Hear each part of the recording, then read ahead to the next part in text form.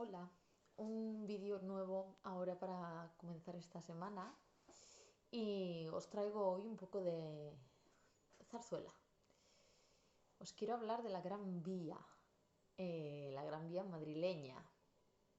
Y para provocaros un poquito de curiosidad, os diré que os puedo hablar de la Gran Vía madrileña, del Quijote, y de no sé dónde ponerme para brillar o no brillar, bueno, y de Cangas de Narcea, así como que sin despeinarme, y de muchas más cosas, pero de esas tres en concreto las encontramos hablando de esta zarzuela. Autores de la música, Chueca y Valverde. Dentro del mundo de la zarzuela, pues no son precisamente unos desconocidos.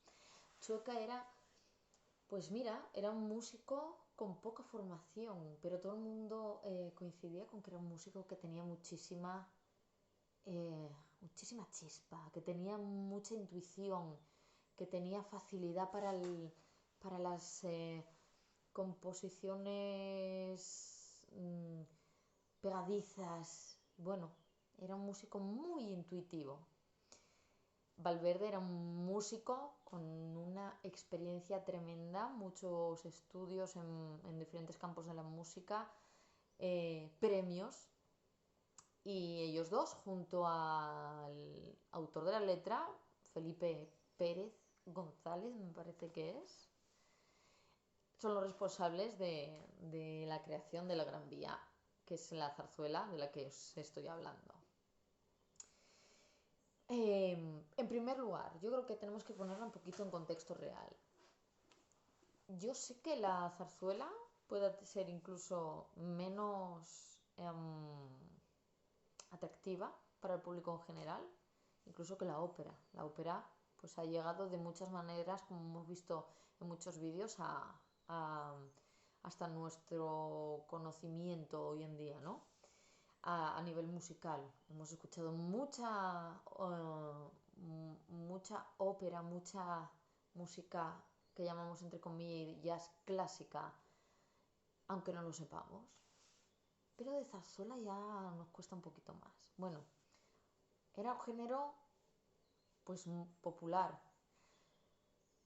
Sí es verdad que no siempre la zarzuela exige el nivel técnico que exige una ópera, pero eso no quiere decir que no se deba cantar bien. Lo que pasa que, como en este caso, por ejemplo, empezó siendo algo para divertir a un público.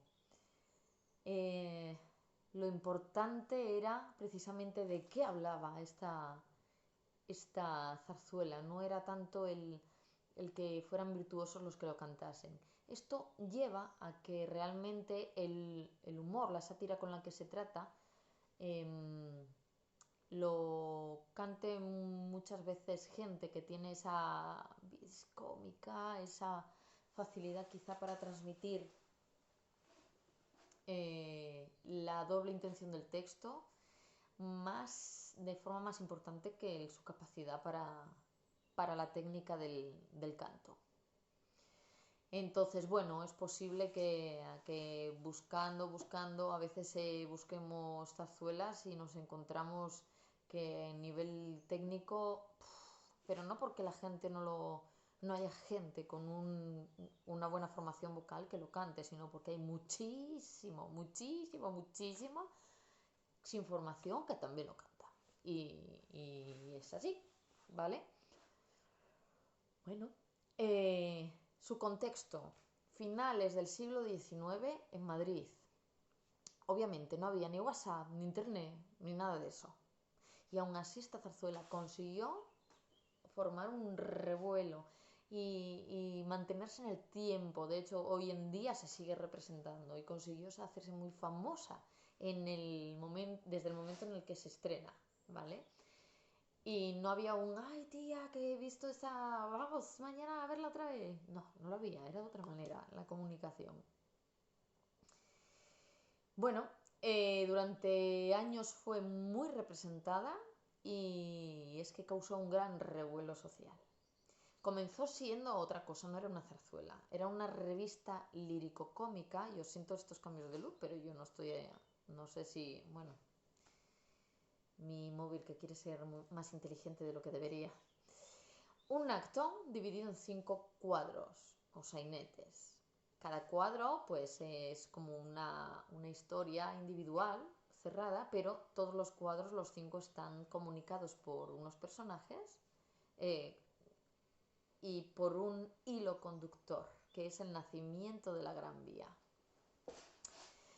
Su composición fue abordada para aprovechar el revuelo generado a nivel social y a nivel político con la creación de, bueno, con la necesidad que había de crear una gran vía en Madrid, entre otras cosas, pues para regular la centralización de la Puerta del Sol y demás. Había un gran revuelo en todos los ámbitos. Fijaros que se empezó la construcción de la Gran Vía en 1910 y te hablo de que estos problemas surgen en 1868. Hubo muchos proyectos de grandes arquitectos que llegaron a mejor o peor puerto, pero no llegaron hasta 1910 a hacerse realidad. Muchos proyectos que fueron rechazados por diferentes razones, pero hay uno en concreto que es el que da luz a la Gran Vía. El arquitecto se llamaba Carlos, déjame buscarlo, Velasco, Carlos Velasco.